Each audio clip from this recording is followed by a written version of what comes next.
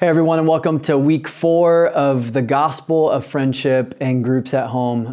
It's been our prayer that you have enjoyed connection with God and one another as we've navigated this topic of a friendship. In a lonely and isolated world, God made us, hardwired us for friendship with Him and with one another. And today we're talking about maybe the most cliche word in terms of friendship and connection and relationship to one another, and that's the word love. Love marks healthy friendships. Love marks a healthy faith, a faith and following of Jesus, and it marks healthy relationships with one another. But what is love? If you do a quick Google search, you'll find that over 5,000 songs have hit the Billboard charts in the past 10 years, all to do with love. 75% of all songs that hit the charts have to do with some form or fashion or cultural definition of love. There are a lot of cultural ideas surrounding love. Is love a rom-com? Is love a feeling? Is love a physical act? Is love a verb? Is love a noun? What is love? And really, what does love have to do with it? Is that a bad joke? When we open up the scriptures, we see love represented everywhere. Jesus says, "A new command I give you, love one another as I have loved you." Somebody came to Jesus and said, "Jesus, I've got this hole in my soul.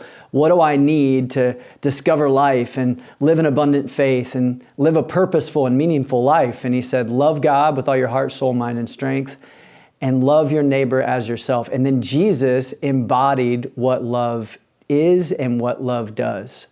Jesus tells a parable about a king, and a good king, a responsible king who wished to settle his accounts. And so he's going through his books and he discovers that one of his servants, one of his employees, owes him quite a bit of money. We discussed how in modern day, it would be close to $24 billion worth of debt this servant owed the king. And so the king pulled him in front and has this accountable moment with him, has this moment where he kind of shows this man the receipts and says, "Hey, this is how much you owe me." We talked about the reality that love is marked by accountability. Love tells the truth. When there's a wrong committed, when there's an injustice, when there's an evil, love actually leans in with truth. And we see this embodied in the king. The king has this conversation and says, "Hey, you owe me this amount. And so since you can't pay this amount, there's punishment. There's jail for you. And you're going to have to be there until you pay off this debt."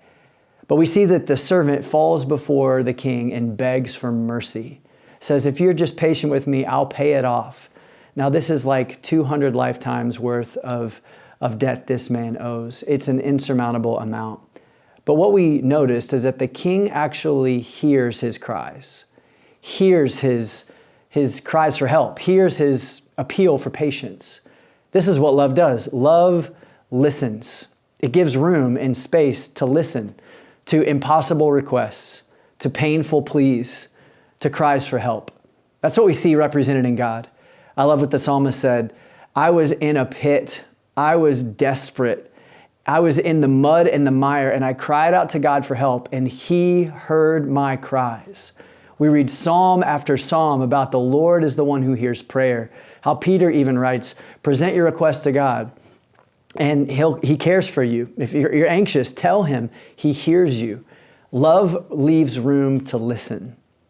And then love feels compassion. The story goes on where he hears from the servant and then he feels something internally.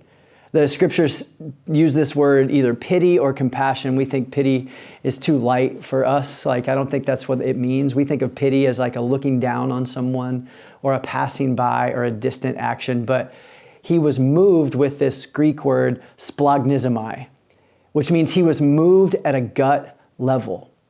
This is what love does. Love moves towards and leans in and steps into the shoes of somebody else at a gut level. It looks like showing up in the middle of the night when somebody calls and says, "I need help." We knew somebody here locally who met a single mom who was living in her car with her 2 kids and said, "You're not staying in your car another night." And in splagnizomai, she opened up her home and she moved in that family into her own home. That's what love does. That's what God does for us. That's what the good king did for the servant. And that's what he calls us to embody in our friendships. And then we talked about how love gives generously. The king was moved with splagnizomai, with compassion, steps into the shoes of somebody else, and then gave generously. And he said, you know what? I forgive you the debt. I forgive you the debt. Can I just ask, if we want to stop the parable right there, and I hope you read it as a group, does accountability mark your friendships? Does listening mark your friendships? Does making space and creating room for appeals or questions or just time and space to connect, does that mark your friendship? Does compassion mark your friendships, your connections, your marriage? Do you splagnizomai on one another? Do you step into the shoes of one another? And what would change if that kind of love marked you? Well, hopefully it would change your relationships. Hopefully it would change you. But what's so appalling about the parable that we talked about is that it didn't seem to change the servant. He was forgiven an insurmountable debt, and then he turns around and he chokes out his neighbor. Now, Jesus is telling this parable. It's not a real story. He's creating this story to prove a point. Love is intended to change us. God has moved into our circumstance with great love so that we move into the circumstance of others with great love. And love, the ability to tell the truth, to listen, to step in, to give generously, to forgive willfully, should change us. Change us to do the same. So Jesus says, a new command I give you. Love one another. And by your love for one another, the entire world will know that you're my disciples. Can I just say, the world will know that you are a follower of Christ by your love, not by your Instagram posts, not by the stance that you take and the way that you hate. The world will know that you follow Jesus by your love. And so, how can love make its way into our own heart, soul, mind, and strength, and into our relationships with God and with one another? What does that look like for you?